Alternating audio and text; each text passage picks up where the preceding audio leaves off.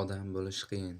Olimlik va odamlikni farqlovchi asar bo'lib, ilmdan bahramand bo'lish, uni hayotga tatbiq eta olish insondan juda katta farosat talab qiladi.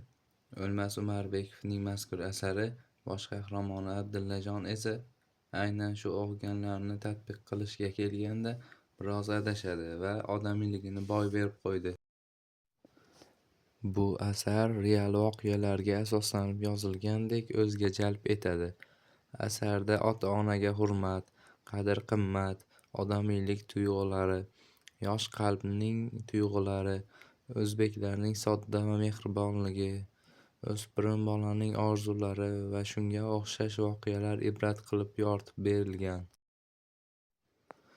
Asar yoshlarning muhabbati haqida bo'lib, hozirgi kunda ba'zi yoshlar o'rtasida ham shunaqa munosabatlar avj olgan. Bu roman qisman bunaqa munosabatlar nima bilan tugashini ko'rsatib bergan. Ikki yoshning munosabatlari keyinchalik uchta. Ya'ni yigit o'qishga Leningradga ketib boshqa qizga ko'ngil qo'yadi. Qishloqdagi qiz homilador bo'lib qoladi. Keyin yigit o'ldirishni aytadi. Qiz Toshkentga keladi. U yerda uni ayanchli taqdir kutib turardi.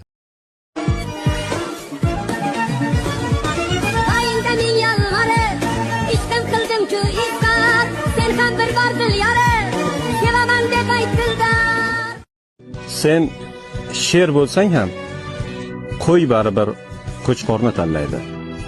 Shuning uchun seni tashlab ketgan qo'ylardan xafa bo'lma. U shunchaki o'z tengini topgan. Tegib ketdimi?